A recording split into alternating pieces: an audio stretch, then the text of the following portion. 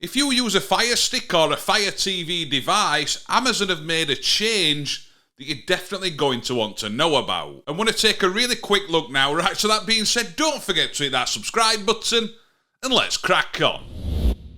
Right, so something I will ask is comment down below, do you see this change yet? Because I don't see it on my devices at the moment, but I'm in the UK. It might be something that's just targeted at the US at the moment, but let me know in the comments. But the primary use of an Amazon Fire Stick is to install apps. Now, this is not something that affects your side-loaded apps. This is apps from the actual Amazon App Store. So if I go across to search and I go down and click search, and just say I want to search any streaming service.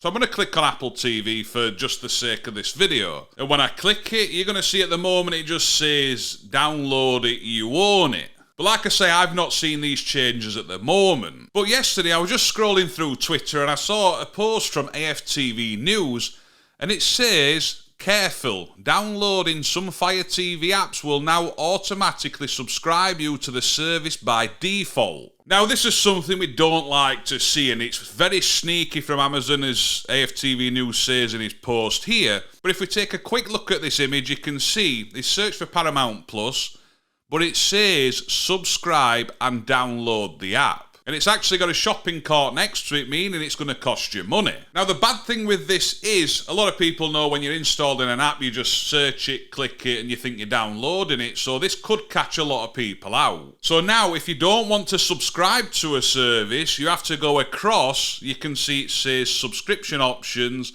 or download app only. So if you don't want to automatically subscribe to a service, then obviously you want to download the app only. But if we take a quick look here, Amazon has made a sneaky change to how apps are downloaded on Fire TV devices that is bound to trick some people into unintentionally subscribing to streaming services when all they meant to do was download a free app. When searching to install some apps on a Fire TV, the default option is no longer to simply download the free app, as it has been for the last 10 years. Instead, the default option has now changed to both download the app and simultaneously subscribe to the service. But that's not all, because a lot of people might already subscribe to these services, but not through Amazon themselves, so this is where it could trick people as well. So these automatic subscriptions are processed through Amazon, so even if you're already subscribed to one of these affected streaming services directly, you may find yourself double subscribing when all you intended to do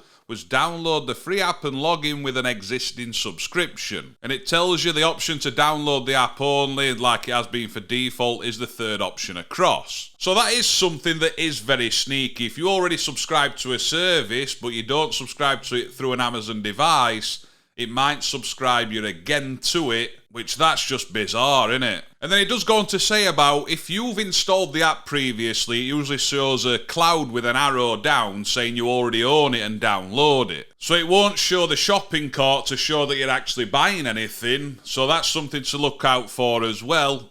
But there is another step before it actually subscribes you. So as you can see, it's clicked on Paramount Plus. It takes you through to another page asking you to confirm and subscribe, which a lot of people would notice and be like, whoa, I don't want to do that. But like he says in the post, a lot of people might just think, oh, I'm downloading this app, it shouldn't be charging me, so I just click confirm. Now, it does say it's unclear when this change was made or how many apps are affected, because at the moment, I don't think there's too many apps that are affected by it, but it is something to keep your eye out for going forward. But only streaming apps that allow subscribing through Amazon's marketplace are demonstrating the new default behaviour. But this is different from the apps that simply allow subscribing through standard in-app purchases or Prime Video channels. Now, granted, this might not be something that appeals to everybody, but it is something to look out for. A lot of people would notice that and be like, whoa, I don't want to do that.